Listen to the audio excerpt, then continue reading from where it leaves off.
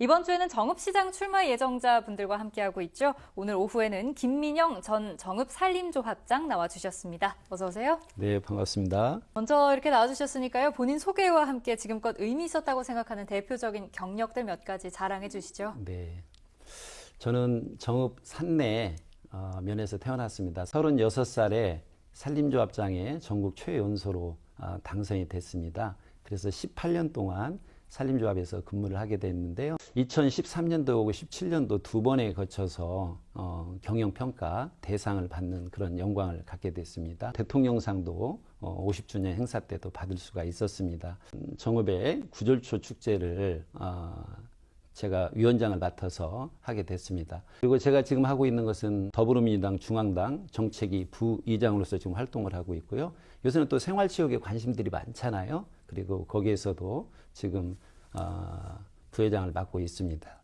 또 학생들한테 장학금을 정읍시에서 지금 책임성 있게 주고 있는데 여기에서는 지금 정읍시민장학재단 이사를 맡고 이렇게 활동을 하고 있습니다. 정읍산림조합이 꼴등조합에서 1등조합이 되다 보니까 경영의 철학이 뭔지 많은 사람들이 궁금해했어요. 전국을 다니면서 강의했던 그런 모습입니다. 예, 이것은 산림을 통해서 어떻게 하면 소득을 올릴 것인가 이런 것을 국회에서 그때 심포지엄에 했을 때 제가 임업인을 대표해서 지금 그때 참가했던 그런 모습이 지금 사진에 보이고 있네요. 봉사활동은 저희가 생활하는 데 있어서 이제 이건 기본인 것 같아요. 어떻게 보면요. 어려운 이웃들과 함께하고 또 힘든 분들한테 손을 잡아드리고 또 그분들하고 함께 또 삶에 있어서 희망을 엮어가는 거예요. 이건 지금 그때 저희가 그 점심 식사를 대접하는 그런 모습인데요. 어르신들한테 항상 감사하는 마음으로 오히려 저는 갖고 있습니다. 처음 정치에 입문하게 된 계기와 이유. 제가 사실은 노무현 대통령을 좀 평상시에 좋아했어요. 성격도 혹탕하지만 자기 표현이 강하잖아요. 저도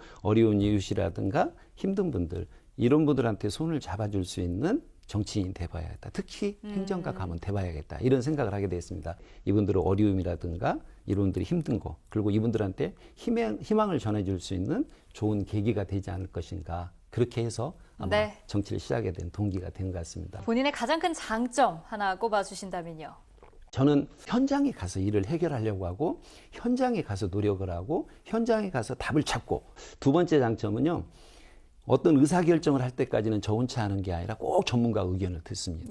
그리고 깊이 고민하고 또 이게 이제 결정이 났을 때는 함께 하는 사람들을 설득을 합니다. 동기부여를 분명히 드리는 거죠. 왜 우리가 이 일을 해야 하는지, 이렇게 했을 때 어떤 효과가 있는지, 이렇게 해서 함께 가면은 정말 어떤 일도 못할 일이 없더라고요. 이게 저한테 가장 큰 장점이고 추진력이고 힘인 것 같습니다. 내 삶에 큰 영향을 준 내가 존경하는 인물입니다. 우루과이의 호세 무이카 대통령인데요. 제가 이분을 참 존경하게 된 것은 그렇습니다.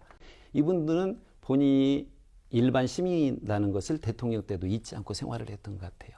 굉장히 서민적이었거든요. 바로 제가 바라는 단체장 상도 이런 모습이 아닌가 이렇게 생각하고 본받고 싶은 분 중에 한 분입니다. 그리고 지금 최초원 선생님이 지금 화면에 보이는데요. 상당히 존경을 하고 있습니다. 지금도 무성서원에 유네스코에 등재된 무성서원에 초상화가 지금 있는데요. 그 정읍하면 또 전봉준 장군을 빼놓을 수가 없는 것 같아요. 저는 다른 거 다 얘기하고 싶지 않고 딱 한마디로 표현하고 싶습니다. 백성은 하늘이다. 마지막 사진. 이거는 그냥 부모님. 근데 지금도 이제 살아계시는데 아버님이 제가 정직하니 살으라고 아마 제가 이렇게 바르고 정직하게 살 수 있도록 지켜주시는 분은 바로 저 앞에 있는 분인 것 같습니다. 이제 현안 얘기로 넘어가 보겠습니다. 인구 유입 늘리고 또 전출 막기 위해서는 어떤 것들이 가장 중요하다고 보시는지요? 첫째가 지금 출산율이 낮기 때문에 출산을 안 한다는 것은 어떤 문제가 있으니까 안 하는 거 아니에요. 결혼해서 아이를 가질 수 있는 환경 을 만들면 낳지 말라고도 나는 거 아니에요. 이 환경을 어떻게 만드느냐. 이게 이제 첫 번째 숙제 같고요. 두 번째는 이제 아이들을 키우는 데 있어서의 문제인 것 같아요. 부모가 아이를 키우기는 하지만 모든 뒷받침은 행정에서 충분히 해줄 수도 있다고 봅니다. 정읍에서는 아이를 낳으면은 정말 키우기 좋다. 오히려 아이가 있어서 행복하다. 이런 느낌을 갖게끔 해주는 게 중요하고요. 두 번째는 이제 귀농 귀촌인 것 같아요. 귀농은 생활의 터전이 아주 좋아야 됩니다. 모든 여건들이 맞아야 되거든요. 그럼 이분들한테는 자금 지원이라든가 교육이라든가 이런 게 중요하고요. 귀촌은 그런 것 같아요. 큰 돈을 벌지 않도 좋거든요. 근데 그분들이 들어오려면 첫째는 환경이 좋아야 돼요. 예. 살기가 좋아야 하거든요. 예. 이런 멋진 환경을 얼마나 또 만들어줄 수 있냐. 이게 이제 또 중요한 것 같아요.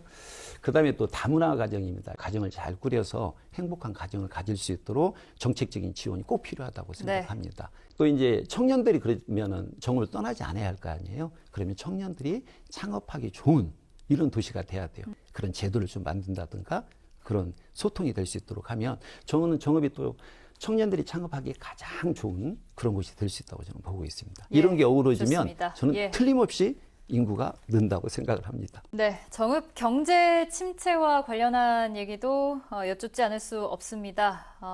어떤 방식으로 활기를 되찾아야 한다고 보시는지요? KTX가 있다는 것은 굉장한 장점입니다. KTX를 타는 데까지 가는 게 보통 시내에서 5분에서 10분이면 탈 수 있습니다.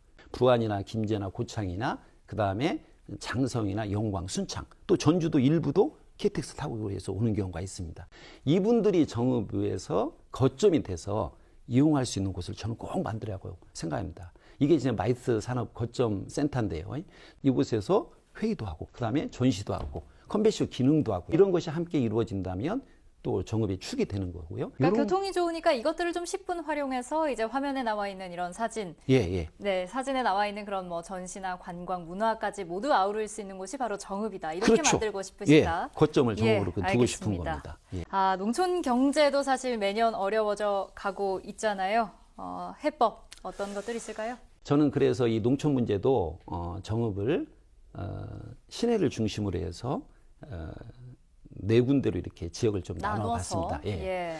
동북권 같은 경우는 지금 구절초 축제가 지방적으로 지금 선정이 돼 있거든요. 이 부분은 예를 들어서 내장산과 그 다음에 구절초 축제장, 그 다음에 용산호, 그 다음에 그 시내 이렇게 어우러진 곳에 국가정원을 좀 유치를 하나 했으면 좋겠습니다. 네. 그 다음에 북부 같은 경우 미래농협하고 식품산업 거점을 이렇게 제가 말씀을 드렸는데 얼마 전에 김제에서 스마트팜 그 혁신밸리를 오픈했지 않습니까? 이것도 네. 거기서 한 15분에서 20분 거리뿐이 안 되거든요. 서북권 같은 경우는 식품, 역사, 문화의 거점으로 만드는 것이 굉장히 또 중요한 것 같습니다. 그 다음에 이제 남북권 같은 경우는 뭐라고 할까요? 첨단산업, 생명산업, 3대 국책연구소도 있거든요. 여기를 그런 메카로 만들어가지고 여기에서 연구했던 것들이 농촌에 바로 이렇게 접목이 될 수 있도록요. 그리고 농촌에서도 필요한 것은 여기다 연구를 의뢰해서 농촌의 새로운 미래를 설계해 나가는 것이죠. 네. 주변에서 이런 것들이 함께 이루어지면은 정읍은 제가 봤을 때 진짜 이 4대 혁신과제하고 4대 전력만 잘 살리면 모여드는 정읍, 머물고 싶은 정읍, 그리고 대한민국 국민을 한 번 정도로 나 정읍 같은 데 가서 한번 살아보고 가봐야 싶다. 하지 않겠냐. 그렇죠. 이런, 가봐야지 하지만 와서 보면 살 수도 있는. 이런 곳에 나 한번 살아봤으면 쓰겠다. 이런 꿈의 도시가 됐으면 좋겠습니다. 마지막 현안 질문 드려보겠습니다.